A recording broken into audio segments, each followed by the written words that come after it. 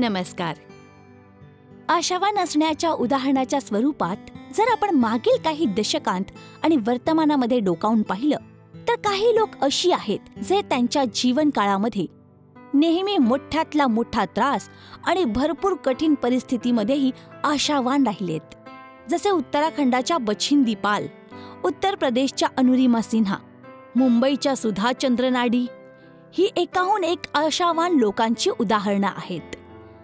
आज आशेच्या ह्याच प्रेरणा स्रोतांमधून आम्ही भारतीय गिर्यारोहक अरुणिमा सिन्हाच्या जीवनाशी तुमचा परिचय करून देऊ.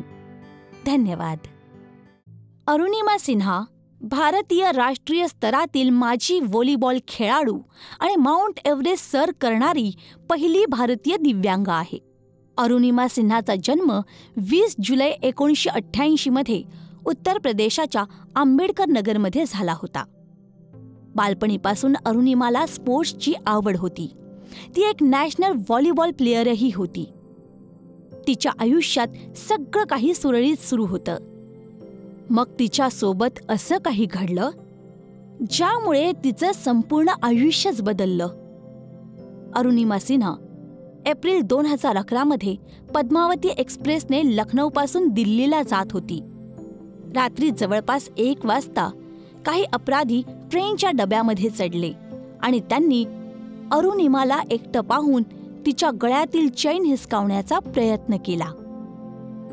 अरुणिमाने त्यांचा विरोध केला तेव्हा त्यांनी अरुणिमाला धावत्या ट्रेनमधून बाहेर फेकलं, ज्यामुळे अरुणिमा सिन्हाचा डावा पाय कापला गेला. रात्रभर अरुणिमा कापलेल्या पायासोबत त्रासाने किंचाळत होती. जवळपास 40 ट्रेन्स तिथून गेल्यानंतरही रक्ताने पूर्णपणे भरलेल्या अरुणिमाने जीवनाची आस सोडली नाही. लोकांना या घटनेबाबत माहीत झाल्यानंतर त्यांनी तिला जवळच्या हॉस्पिटलमध्ये भरती केलं, जिथे अरुणिमा सिन्हा मृत्यूला झुंज देत होती. डॉक्टरांनी तिचा जीव वाचवण्यासाठी तिचा एक पाय कापला, ज्यामुळे अरुणिमाचे प्राण तर वाचले, पण तिला तिचा एक पाय गमवावा लागला. एका खेळाडूसाठी ही बाब सर्वात मोठी धक्कादायक आहे असं म्हटलं जाऊ शकतं.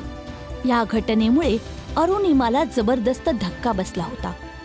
नशिबाने अरुणिमापासून भारतासाठी व्हॉलीबॉल खेळण्याची संधीही हिरावून घेतली. नंतर दिल्लीच्या एम्समध्ये अरुणिमाच्या डाव्या पायाला एक कृत्रिम पाय बसवण्यात आला. अरुणिमा सिन्हाची अशी परिस्थिती पाहून डॉक्टरांनीही हात टेकले होते आणि त्यांना आराम करण्याचा सल्ला ते देत होते. पण कुटुंबाच्या आणि नातेवाईकांच्या नजरेत अरुणिमा कमकुवत आणि अपंग झाली होती. परंतु अरुणिमा सिन्हाने तिच्या जिद्दीमध्ये कमतरता येऊ दिली नाही.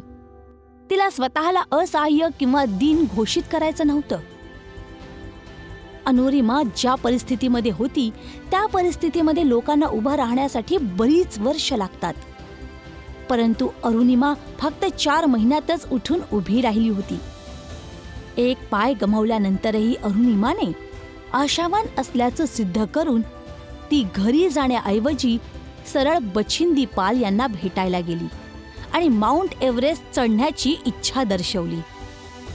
अरुणिमाची जिद्द पाहून बछिंद्री पाल म्हणाल्या, "तू असा विचार केलास तेव्हाच तू जिंकली होतीस. बस फक्त आता जगाला दाखवायचं राहिलं आहे." आणि त्यांना प्रशिक्षण देण्यासाठी त्या तयार झाल्या. पुढील 2 वर्ष त्यांनी एव्हरेस्टची चढाई करणाऱ्या पहिल्या भारतीय महिला बछिंद्री पालकडून प्रशिक्षण घेतलं. मग एक दिवस असा आला की अशक्यालाही शक्य होण्याचा गर्व झाला.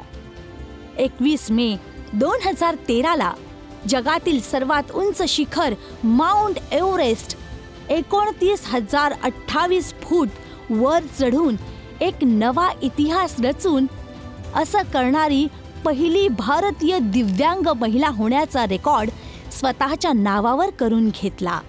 आज माझ्या लाईफचं सर्वात मोठं स्वप्न पूर्ण झालं आणि आज मी टॉप ऑफ द वर्ल्डवर आहे आणि मी खूप खुश आहे, खूप खुश आहे. आणि सगळ्यांना हे मोटिवेशन देऊ इच्छिते की जर प्रत्येक व्यक्ती आपलं लक्ष घेऊन पुढे चालतो तर त्याने कधीही हार मानू नये. तेव्हा ती तिच्या टॉपला तिचं ध्येय नक्की प्राप्त करेल. म्हणूनच जसं की मी अशा परिस्थितीत असल्यानंतरही मी आज इथे आहे. अरुणिमा इथेच नाही थांबली. युवकांच्या जीवनात कसल्याही प्रकारचा अभाव असल्यास निराशापूर्ण जीवन जगणाऱ्या लोकांमध्ये प्रेरणा आणि उत्साह जागृत करण्यासाठी तिने आता जगातील सर्व 7 महाद्वीपांच्या सर्वात उंच शिखरांना सर करण्याचं ध्येय निश्चित केलं आहे.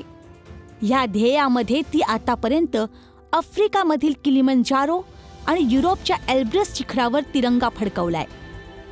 तिला 2015 भारताचा 4था सर्वोच्च नगरी पुरस्कार पद्मश्री आणि Tenzing Norgay highest mountaineering award देऊनही सन्मानित केलं गेलं आहे. अरुणिमाचं असं मत आहे की मनुष्य शरीराने नाही तर मानसिकतेने अपंग असतो. तर मित्रांनो, अडचणी तर प्रत्येक माणसाच्या जीवनामध्ये येतच असतात, पण विजयी तोच होतो जो त्या अडचणींना प्रखर जिद्दीने कसून तोंड देत असतो. अरुणिमा सिन्हा आपल्या देशाची शान आहे आणि आपणही त्यांच्यापासून जीवनामध्ये येणारे दुःख आणि अडचणींशी लढताना नेहमी आशावान राहण्याची प्रेरणा घेतली पाहिजे.